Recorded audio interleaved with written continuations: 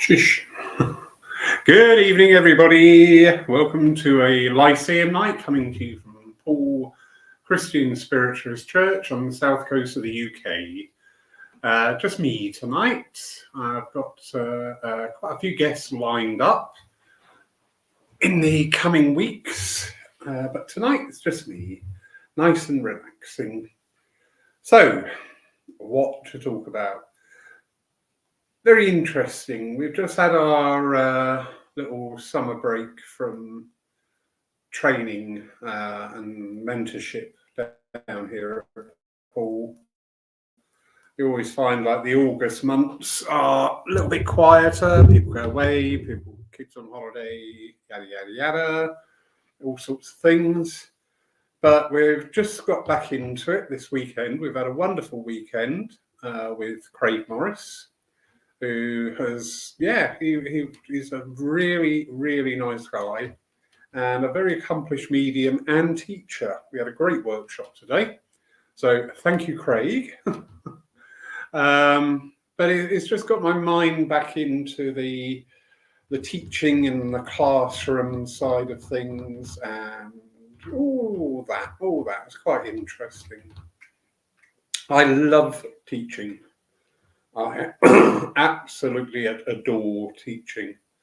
It really is. And when I look back through my career before coming into spiritualism, there was always that leaning there in various organizations going into the training side. So it's always been a joy for me. But I look at what we're offering now in spiritualism. It's very interesting. There's a lot of challenges. Hats off to everybody who's running courses, mentorship schemes, be they in person or virtual. It's a very difficult market. And forgive me for talking that sort of energy, but these things do need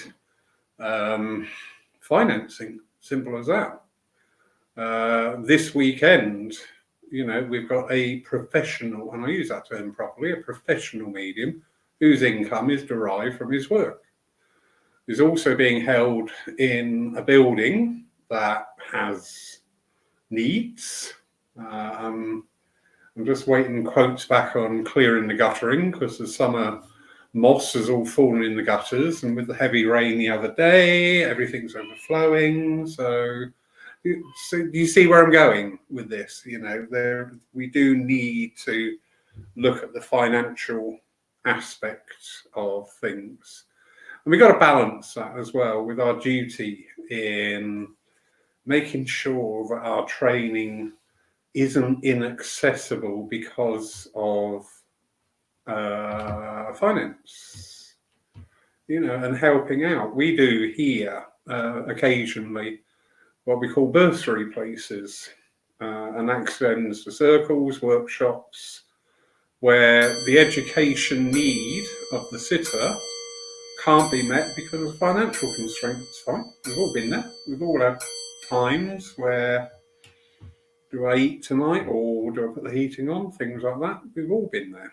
So, but yeah, it's the actual essence of the training that fascinates me. Excuse the noise for some reason. Yes. All right. Where was I? Stop it. It's the quality and what are we teaching out there? Now, those of you who have watched me before and watched me regularly know that I have certain leanings which can change. I'm not saying what I believe today is going to be what I believe tomorrow. But there are some things, some consistencies I see. And again, it makes me wonder, do we focus too much on the mechanics of mediumship for training opportunities? There we go. Upstaged by the cat. And when I say the mechanics of mediumship, the ability to construct a message, how to put it across, how to make the links, how to keep the links, etc., etc. Excuse me, darling. Thank you. I didn't want to see that. But without taking on board the deeper understanding within our mediumship. And this is not aimed at anybody at all whatsoever. It's just purely a thing of mine. And I'm very pleased to hear a few lines today that were supporting that. You know, doing a message is one thing, but what does it mean to you? Because that's really a question we should be putting to our students, our congregations. You know, we expose them every week to endless messages, week in, week out. And are we, would you,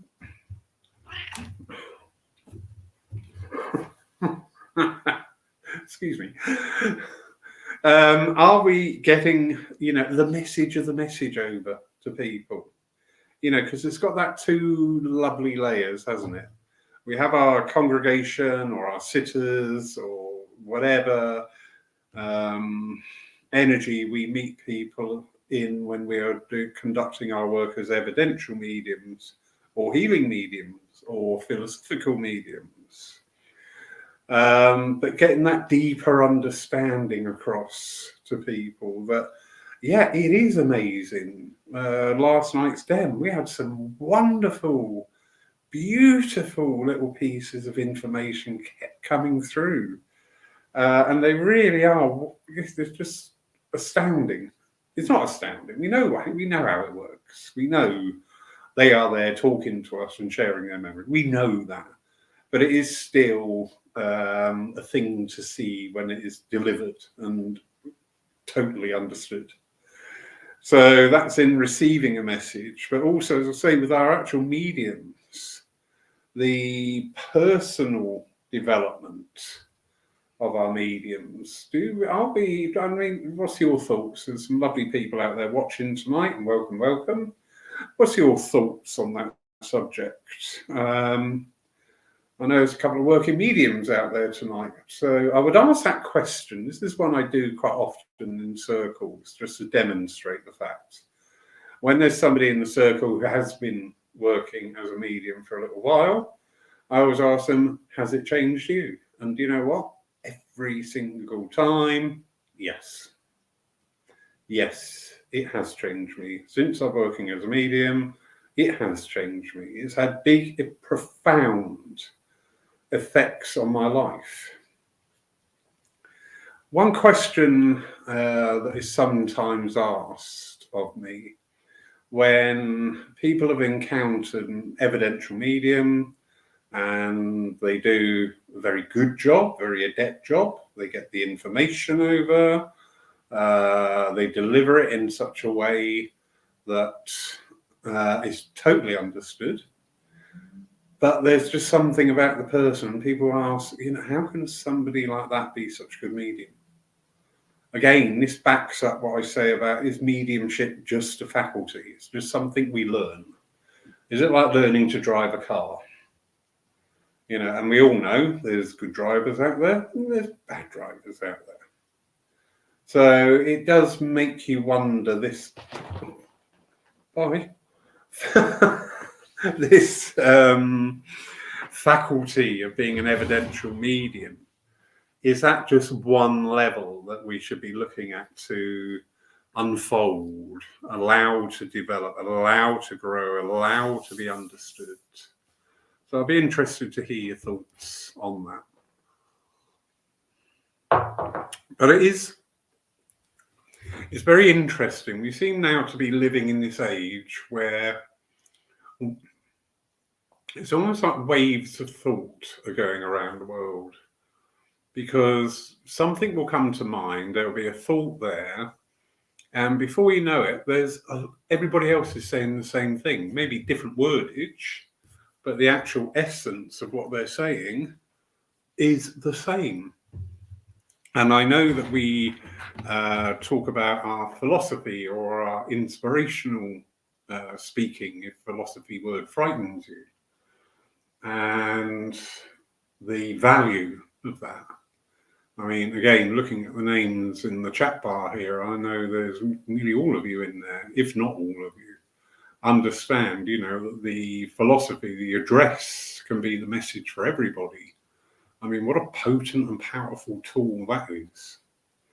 It's wonderful to connect with sitter after sitter and do that individual communication, wherein that you would hope that the depth of the communication would actually make that presence felt to the sitter. But to stand there in front of a gathering of people of 10, 20, 30, 40, whatever, and being able to deliver something of substance, something compelling, something inspiring, and to make you think, and you're delivering that to everybody, and we do tend to put the address, the philosophy, quite often, sadly, a lot of churches and centres follow what I call the industry standard. So it'll be an hour and 20-minute service, 2 hymns, only do 10 minutes on the address because they only want the messages. And when I hear that, number one, I always do 20-minute address then, just to be awkward. But number two, I just think have you ever asked they? This is what I never get. Have you asked they if that's true? But yeah, the philosophical side, and it's just interesting that over the last couple of weeks, there's been suddenly this shift again in this energy where people are talking about it more, wanting to learn more. I'm doing a 4-week course with the wonderful Daniela over in the Netherlands, and it's all about philosophy. We have a small group starting as a spin-off from one of our development sessions, and they want to learn philosophy. We had a wonderful evening on Wednesday night with David Powell, who's just such a gifted speaker. He really is. It's an amazing chap. And again, the philosophy in there, everybody was there, was, wow, that is really potent. So it's just interesting. And I'm seeing this manifest everywhere else as well. We get the posts come up on Facebook. There's a lot more interest now in the philosophy. But then that makes my mind wander too. Churches and centres. It's a hard time. Anybody out there who has anything to do with the running or working mediums, visiting churches and centres, you will know that it really is a very, very difficult time. The energy bill's been hiked up. The travel costs have all gone up. If they're unfortunate enough to be in the London area, they've got the additional charges being foisted on. So it's getting really, really hard to make ends meet, survive in many cases.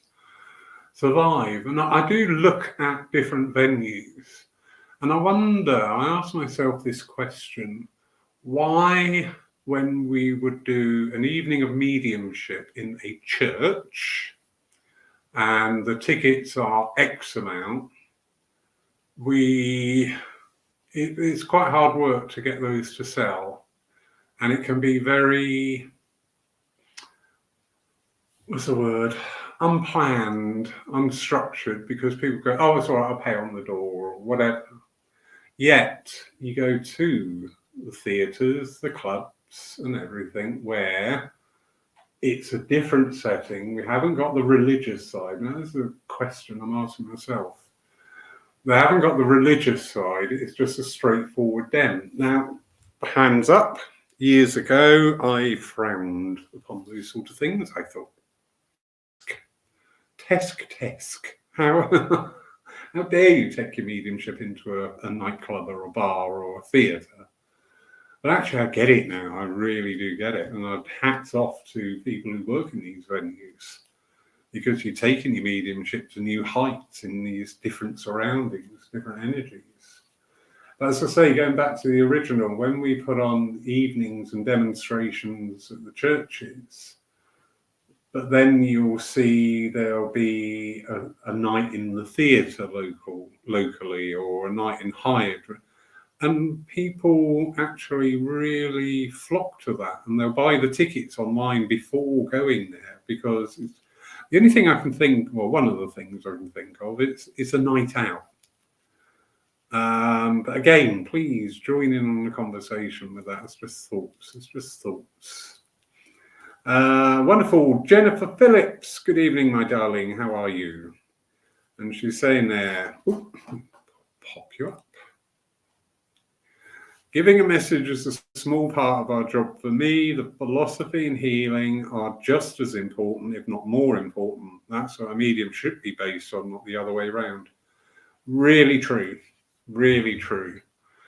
I found myself saying a little while back, but apparently somebody has said it before me, but I didn't know that. So there you go. That our mediumship is a three-legged stool. So it's our evidential, our healing, and our philosophy. And to be open to deeper depths with your evidential mediumship, I always think to work with the other two areas just as much. I mean, how can it not improve your evidential mediumship if you really go in for your philosophy or your healing or both? How can it not improve? It's never going to detract from your evidential. It's only going to improve, because all three essences work in a complete synergy of supporting each other. So yes, lovely Jennifer, I agree totally. As I say, looking at venue where spiritualism is now, and as I say, and there are a lot of churches out there doing very nicely. Well done. Brilliant. Hats off to you. You've got it right. And you've got it right for yourself. This is another thing.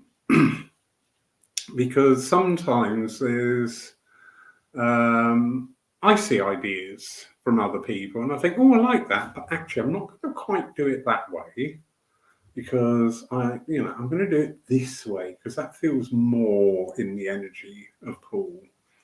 But you do see people just trying to carbon copy things, and it's a bit like taking bluebells to the desert at times. So it's just not going to work.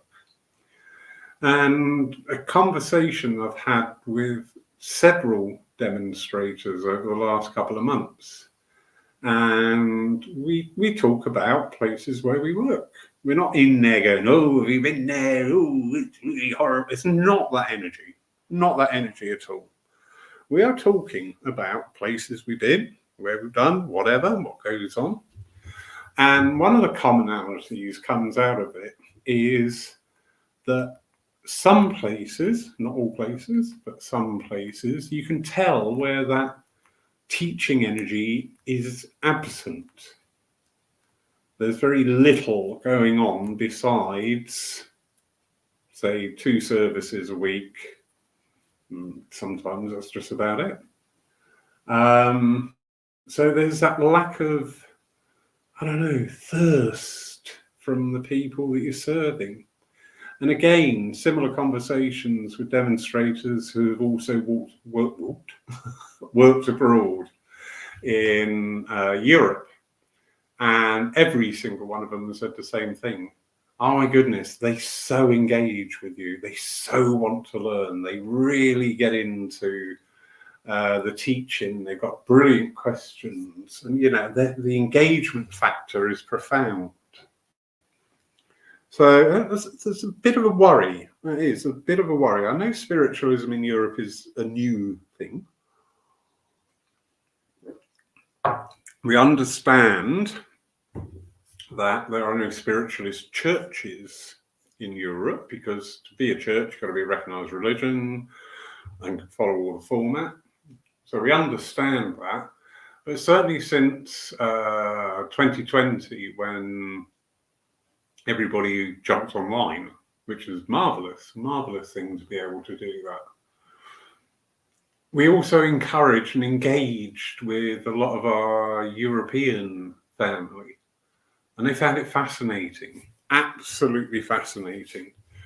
In Europe, as far as I can make out, generally, What we call spiritualism here, over there was a mixture of spiritism. So we're talking about Allan Kardec, and psychic work. So, you know, suddenly the spiritualism brought in this new angle. But there is this thirst, this is, you know, this wanting to know, this wanting to learn, to progress, to understand. And as I say, sometimes I do wonder if in the UK we've maybe overplayed the mechanics of mediumship, and that's coming through now at the cost of the other facets. Our healing side. I'm seeing posts from churches. Sorry, no healing this week. No healers. You know, the 10-minute rule for your philosophy, because they only want the mediumship. They only want the messages. So, you know, we're all responding. Me, I'm not. I'm exactly the same as everybody else. I'm responsible. I went down that route. But it's how do we get that back? How do we get that thirst back in our those people that we engage with, whether they be congregation, friends, followers, whatever, however we interact with them. How do we get that, invoke that thirst again, that joy? I just can't imagine being anything other than the spiritualist. Seriously. The things, yeah, all right, some things I'd rather not learn. You know, new things, don't want to learn that lesson. But the other lessons, I'm just sat there in total awe and total wow. But yeah, so that's another question. How do we reinfuse, how do we reinvigorate spiritualism in the UK? So going back to the comments, thank you for joining me. That's wonderful. Lovely Jennifer. Yes, people love going to a show. I found this day and age, people don't really want to get the religious side of our movement. Yeah. So the shows, as long as it's done in good taste and preferably without alcohol, it brings people through the door who wouldn't normally attend a church service. Very true. Very true. It's a whole new market of people. And I do I've up on that myself. So thank you, Jennifer. The thing about no alcohol, because we had they're still around, a medium down this way, very well known. You just have to say it's a night with, and then the place will fill. And the first time ever that this person went and worked in a public house that had an upstairs function room, I would have said he's a very strong, robust medium. But after the end of the evening, he went, I am never working anywhere where there's alcohol again. Never. And that quite surprised me, because this guy he's quite a tough guy. But that was obviously whatever energetic thing the alcohol side brought in. So really good point, Jennifer. Really good point.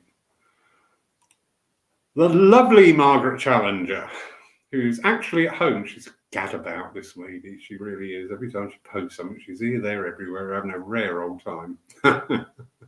And she's asking, do you think that mental mediumship is a shop window to spiritualism? If the demonstration is delivered well, this should lead people to want to make their own inquiries, whether that demonstration is in a church or a place outside of a church. The aim of the demonstration should be to convince others to seek more about spiritualism. Absolutely. Absolutely. I like that phrase, the shop window. I once describing it to somebody, and I said, imagine a cake that is beautifully decorated and it's got all your favourite fillings in there. I said, but the first thing you see is all the sparkles, all the sprinkles. Remember rainbow sprinkles? I used to sit and eat them when I was a kid. That explain a lot. On the top. And that to me is the evidential mediumship. That's the thing that catches us. That catches our attention. That catches our eye.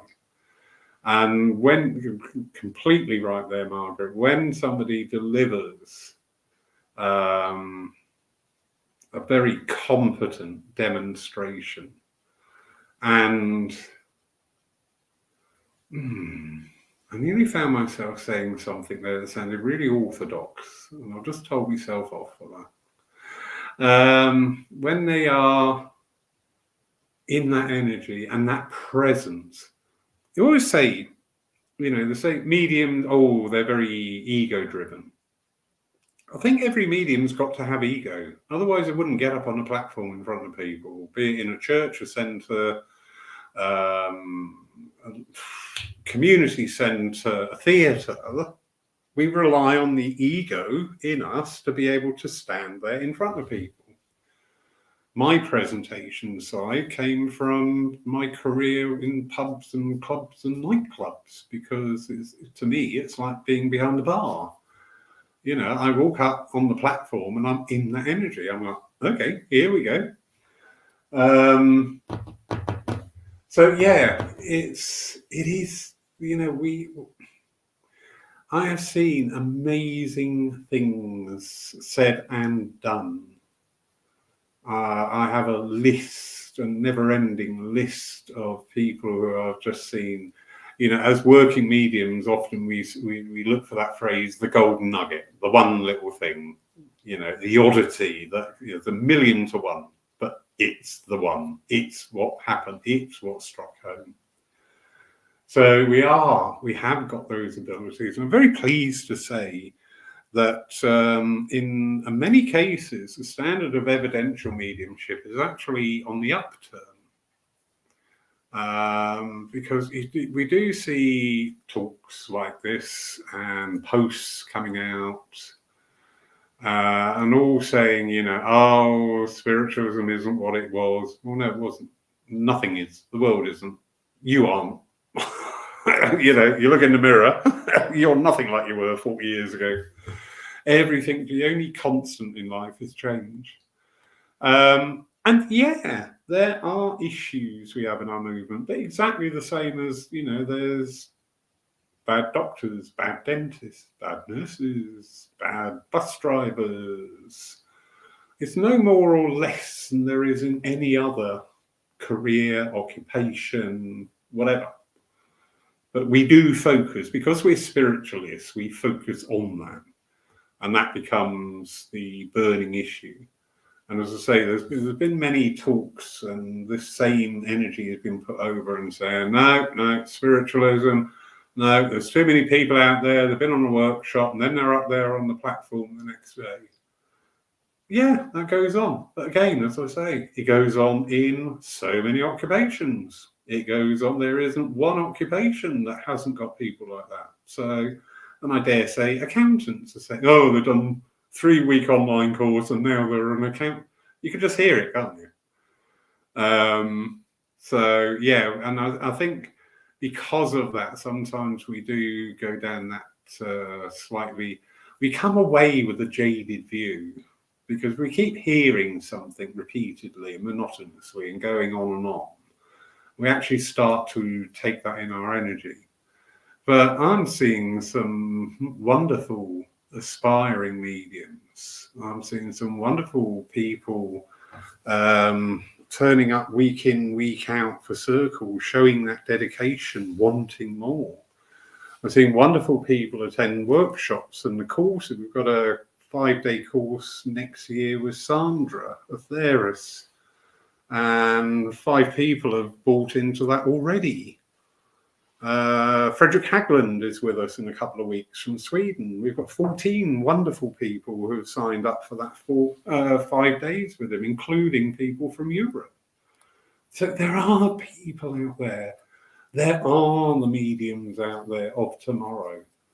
But I think, we've got to look at our venues and where we are going as a movement.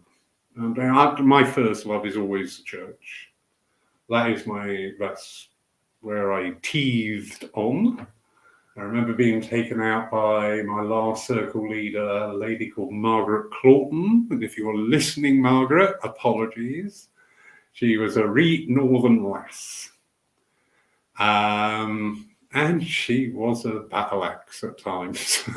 She used to put the fear of God at me at times. All I ever used to say to Margaret was, yes, Margaret. I didn't care what it was. Yes, Margaret. But yeah, she took me out into the world of working on platforms, which is, thank you, Margaret. I truly appreciate that. And that introduction. And it's been a great pleasure to be able to continue that, both before COVID and more recently as well. But again, we're seeing this shifting in the churches. It's very difficult. There's many places whose regular attendance doesn't even hit double figures. But then again, there are many venues that are doing, comfortably or well. God forbid we could hear of a church doing well. Again, brings me back to the teaching and training. Obviously, now with the advent of online mediumship, the virtual arena, where are the training courses for that? Why aren't we looking at that now to offer?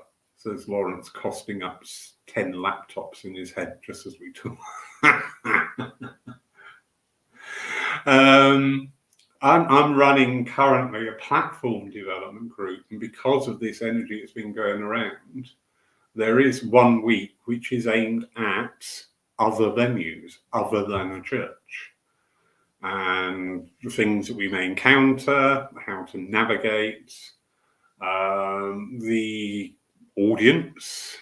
I hate using that word, but it's the right word. I know that, but I just don't like using it because church congregation.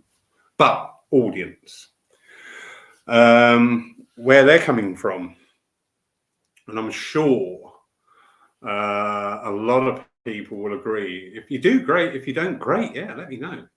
But you find that church congregations are easier to work with because they've got this understanding. They know what's going on, sort of thing. And sometimes when you come out of that environment and then you're in Joe Public's eye, as my dad used to say, it was his favourite saying, the emphasis shifts. We can see why the rise of the psychic, and I've got no problem with that. Absolutely. Yeah, good psychics, brilliant. We need them. We really do. I love using my psychic side. I absolutely love using it when it's appropriate. And if I'm working and I want, it's going to go into, I'll be honest and tell that.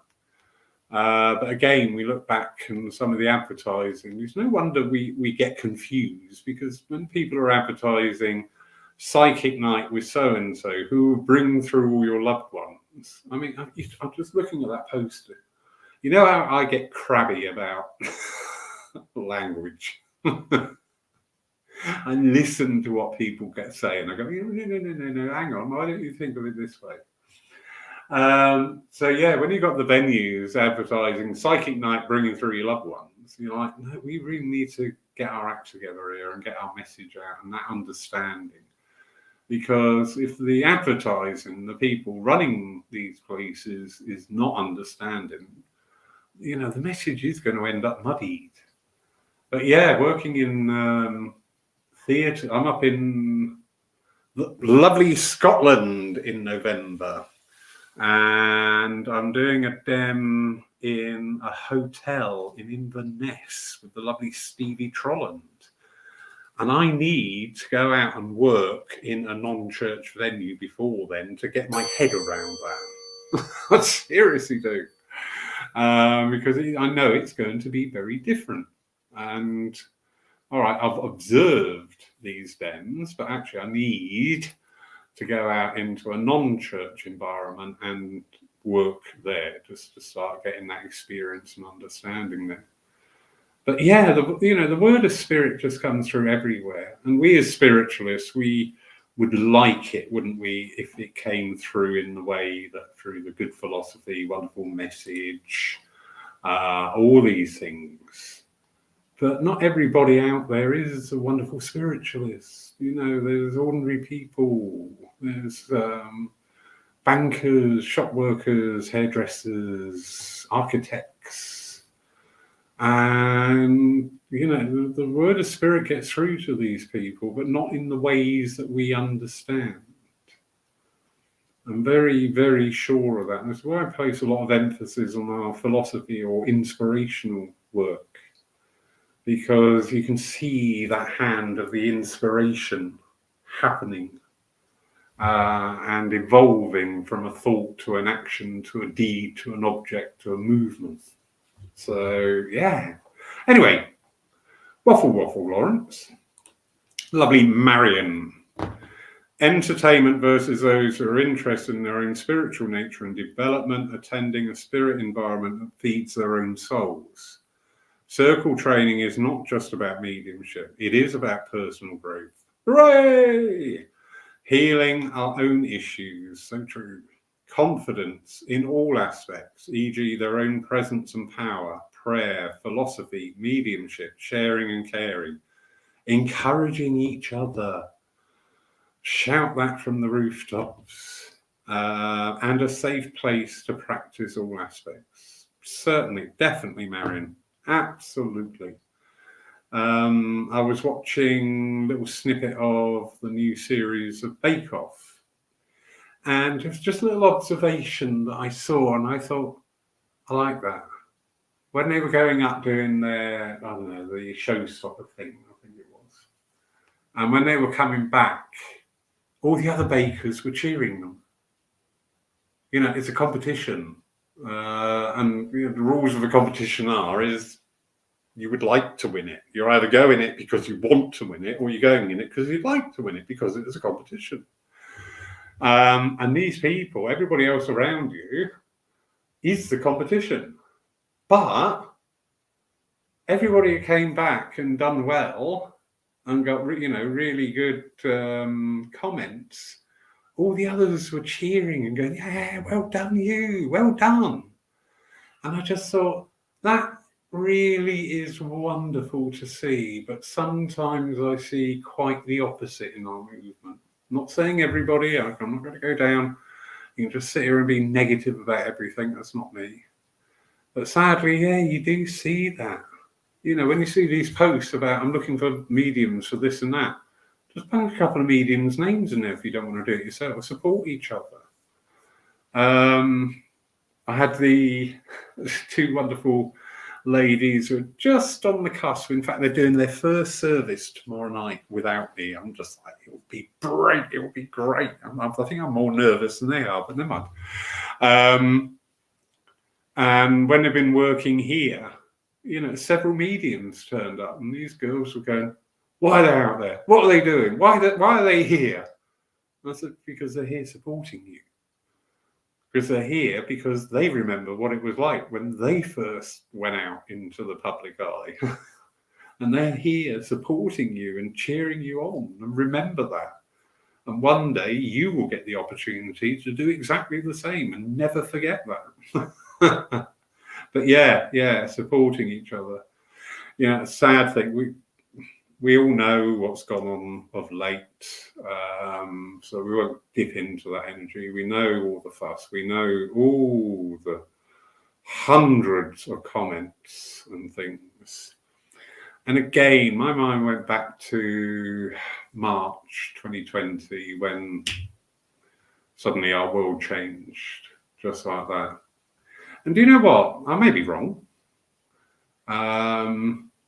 But during most of 2020 and into 2021, there wasn't that level of what we're seeing today about anybody.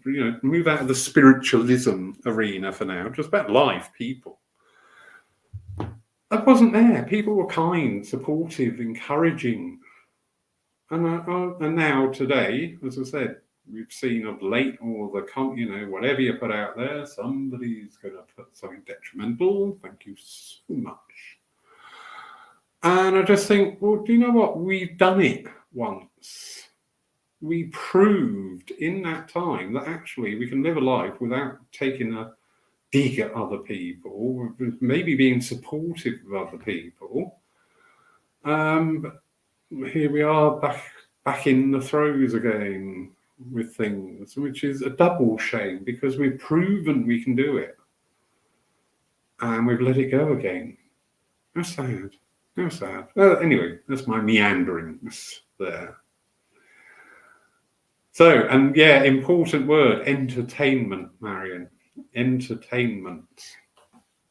You know, we may demonstrate and work in an entertaining fashion. You know, because it's mental mediumship, of course, it's like cheesecloth going through various coloured dyes. It's going to pick up all the little traits of us. You know, if you are cynical, that's going to come out in your mediumship. If you, like me, enjoy a laugh and a joke, that's going to come out in your mediumship.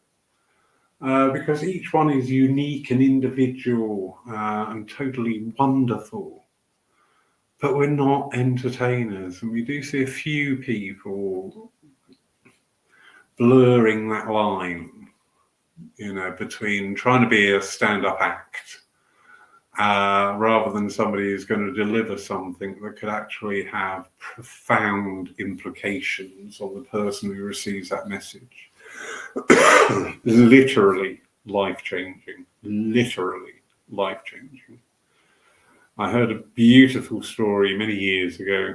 There was a couple went to see a medium and sat there, and the medium, very good medium, very adept at his job, gave them everything they had.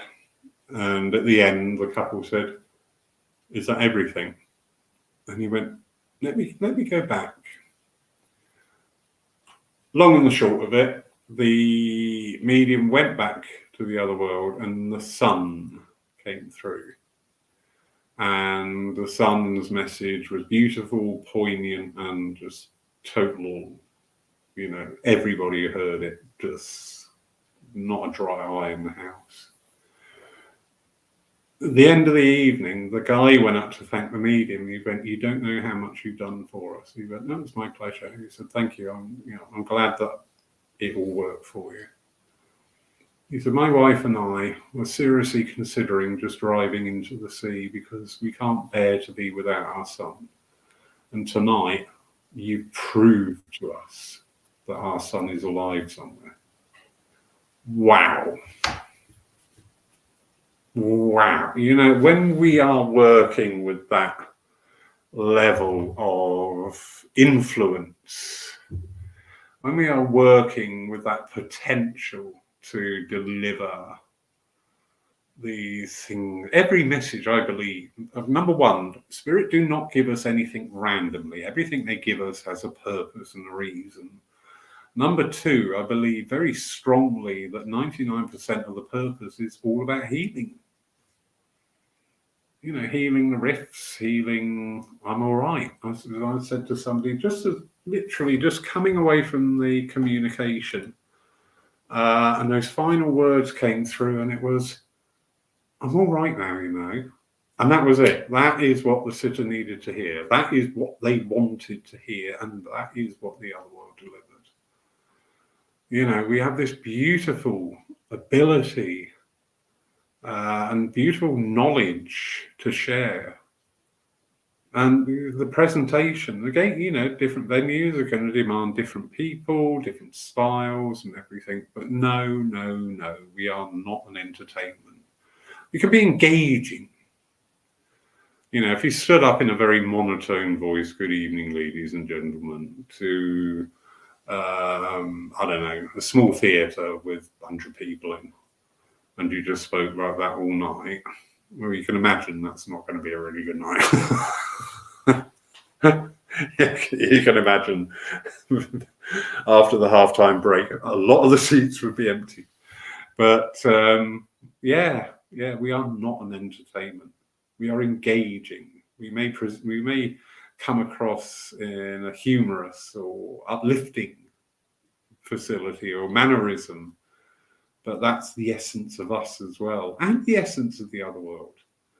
I love it when you get somebody who you always had a good laugh and joke about things. I love those things. I'm just like, oh yeah, we're really going to work well together. So yeah, wonderful. Thank you, Marion. Keith. Many people come along to services and join circles and spiritual events just for a bit of certainty. They'd give everything they own for a minute with that lost loved one. It's a big responsibility. After they've received that certainty, coming to a church and involving themselves in the energy becomes compelling. Yeah. There's some good points in there, Keith. Yeah, many people come along to service and join circles just for a bit of certainty. Just that clarification, isn't it? It's that understanding. And that's a line. I like that one. They give everything they own for a minute with a lost loved one. That is so true. And this is something, if anybody has ever watched any of the services come out of Paul, maybe I talk too much at the beginning of the service. I don't know. But I always feel it's important to engage with everybody in the church. And just to get over, and let's just say to people, when we're introducing the evidential part, I say, please be in it. Be in this energy. I said, if my mum knocked at the door now, I'm not going to stand there and go, I'm going to be, oh my God, I've missed you. I miss you every day. Just get into that.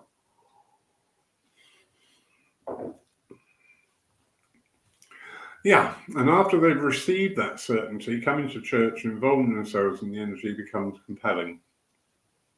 There is that facet, yeah, that's true. Some people do. Some people, it's very interesting, isn't it? Because a lot of people come, the most often used line of inquiry I have is, I want to learn to become a medium. And because for so long we've been presenting spiritualism as, I've got your mother here and nothing else. First thing I'll say is, you want to give up 30 Sundays of the year, miss out on family occasions, go out in the middle of November when it's sleeting down and dark, and not even get enough money to cover your petrol. Why would you want to become a medium? But it's all the aspects. It's engaging with people and just getting that out there that, our evidential mediumship is part of what we're about. We've got quite a few younger generation in one of our development groups at the moment, which is wonderful because they're looking for different stuff, which I like. I love that. I love that they're looking for something away from, a structure, the organization side of things. They're looking for freedom in their expression, which I find fascinating. Even in the evidential communications, when they're working with that, I've got to treat them just slightly differently, because I know if I say, no, you've got to do ABC, they're not going to like that. They won't follow that. So you're just bringing out and coaxing out and going, where do you feel this wants to go? If this was you, how would you like to say this? And yeah, obviously, another thing that I notice is through the different generations, there's different educational standards. And, you may say something and you're looking at people and going, you have absolutely no idea where I'm going on here. That's not the fault of them. That is me needing to change and up my game and put it in a different way. And this is where we need this freshness coming into our training, to look at it, just to get out of the rut a little bit. Just look over the edge of the furrow and just go, ooh, hang on, let's try this. But all in all, all the recent upsets and diatribe that's going on, there are some absolutely wonderful things happening in our movement. And I'm pleased to say movement because actually it is moving. There is movement in our movement. Slow, tenuous, but it is moving. We have our philosophy, belief, religion, whatever you want to call it, doesn't matter. Anyway, thank you everybody for joining. I hope there's just been a few things in there that you maybe go, oh, I don't agree with that. That's great, love that. Yeah, if you don't agree with things being said, that's wonderful because that says that you're thinking about other things. So wonderful. But yeah, I hope you've enjoyed it. I believe, I'm going to sing that song in a minute, no, I'm not.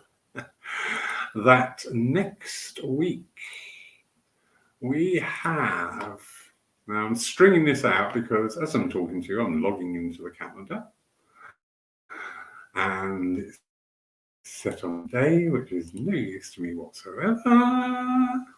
So next Saturday, we have Moya O'Dwyer. And she'll be joining us for the Lyceum Night.